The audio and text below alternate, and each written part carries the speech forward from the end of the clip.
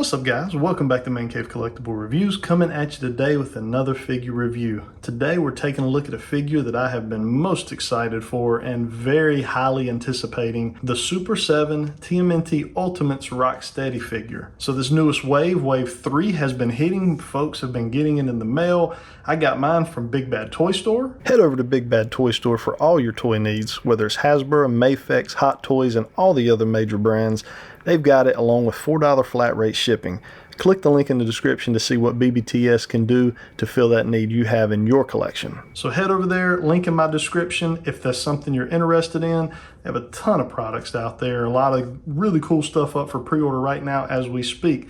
Let's get into our action figure. So as we've typically seen with these figures, we got the nice kind of slipcover box. Got Rocksteady's name here. Got kind of an embossed logo here. We've been able to actually feel kind of the sculpt work in this.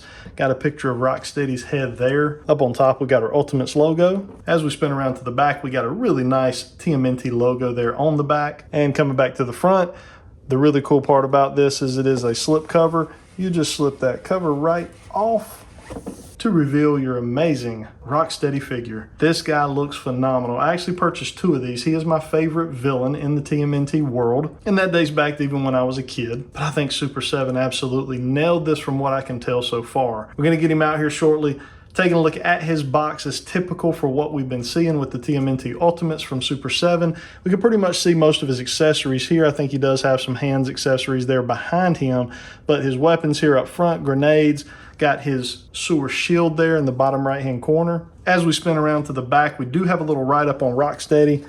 Bring it in close, you can pause that if you care to read it.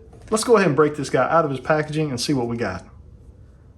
All right, guys, we got our Rocksteady out of the packaging and onto our review table, and let me tell you, I am not disappointed in any way. But first, let's go ahead and jump into our accessories. So to go ahead and get this one out of the way, this is the weapons tree, which we used to get with the original release of these from Playmates. Super7's been doing that with this line. It's a neat feature. I don't care a ton for it. I think it's neat to have it, but mine just end up staying in the boxes and go into storage.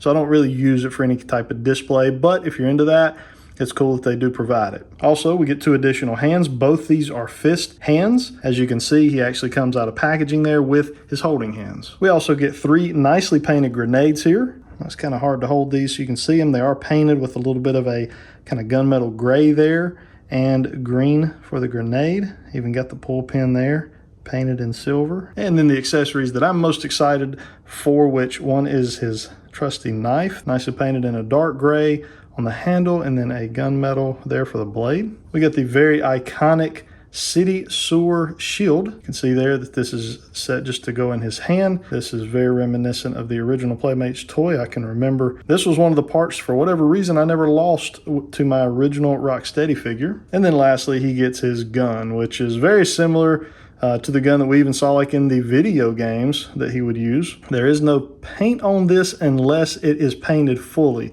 I can't really tell if it's molded plastic or painted plastic, but it looks really good regardless. So that is our accessories. Let's jump on into Rocksteady. So we're gonna pull him up. We're gonna take a nice close look at this guy, and just amazing detail here on him. Look at the sculpting detail in the face, the teeth, the horns. I mean, everything is just perfectly done. The helmet here, to see if that's something we can remove. I don't believe it is.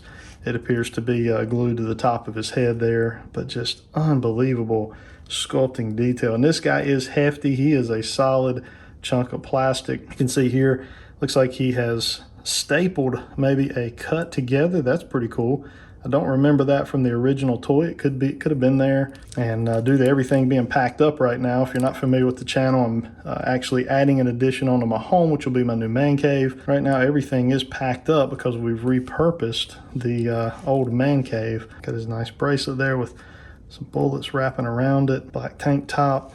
Really nice paintwork here done on the pants. Got his belt with those turtle shells there. Very iconic look. And coming on down, pants coming all the way down, brown into a black boot. Bottom of the boot's nicely sculpted out down here for the tread. But this face, that is what I cannot get over right there. Just looks so good. All right, so we're gonna run through articulation really fast on this guy. If you're familiar with Super 7, it's very similar to what every other Super 7 figure is. As far as the head, we can go up and down slightly, not a ton. We can get lots of side to side there, no problem. Not a full 360 though. As far as the arms out here, we can get up to there with really no pressure on the joints. Back down. Now, something that is interesting, there is no cut there in the upper bicep. I'll have to look at some of the other figures. Seems like we do typically get that in a lot of the Super 7 figures. We don't here, and I don't think we did with Bebop. We're going to get Bebop out here in a little while and do a size comparison. Single jointed elbows there, typical rockers there in your wrist with the full 360. No cut in here, no articulation in the lower chest or abdominal area, but we do have a little bit of something there in the actual waist. We can rock that waist, swivel that waist back and forth, no problems. Get the legs way out for the splits, get them way up for the kicks. Single jointed knee, we can twist and swivel the top of that thigh. We have a cut right at the lower calf, and then all your typical ankle rockers and forward and back on the ankles. Now, one thing I will say on this guy, he is slightly top heavy, and some of that is just due to the nature of being a rhinoceros. You can see there, that big old bulky head really hangs out to the front of his body. So it does cause a little bit of top heaviness, but it's nothing you really can't counter because he's such a bulky figure really from top to bottom. It hasn't really posed any type of problem for me so far, but just something to be aware of. All right, guys, so I'm sure this is the part a lot of you guys have been wanting to see, the size comparison. Here he is with Bebop as well as the Raphael from the Super 7 Ultimates line, and you can see he is a big figure. He stands well above our turtles and right around the same size as Bebop. Bebop may have a slight edge on him with the mohawk, but as far as their bulkiness, it is pretty much the same. It actually even looks like a lot of the body mold is kind of a reuse from one to the other. Man, these just look phenomenal together. I cannot wait to get these on my shelf. And just as another size comparison there for you, we do have the Michelangelo Neca movie figure. So if you want to see how these guys scale with the movie line, here it is. And then here they are with their boss, which I think this is awesome right here to see these three together. Such an iconic threesome from anyone who grew up in the 80s and 90s. Super 7 really just giving us what we want. So just kind of my final thoughts on this.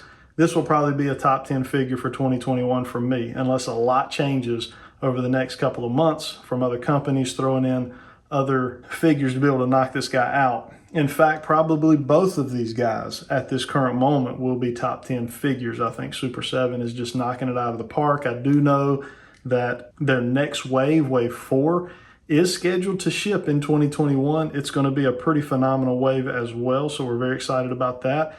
We do have the rest of this wave to review, so that will be coming in the coming days. We'll have Michelangelo, April O'Neil, and Metalhead.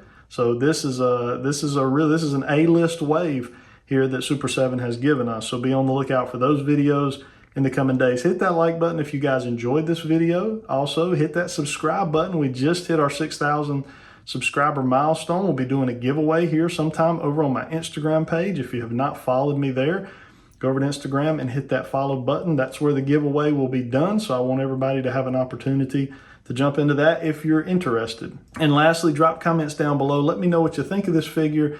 Do you have it? Do you collect Super 7? If you don't, why not? It literally is probably the best action figure line of 2021 at the moment. Anyways, guys, that is it for today. I hope everyone has a good rest of your week. Until next time.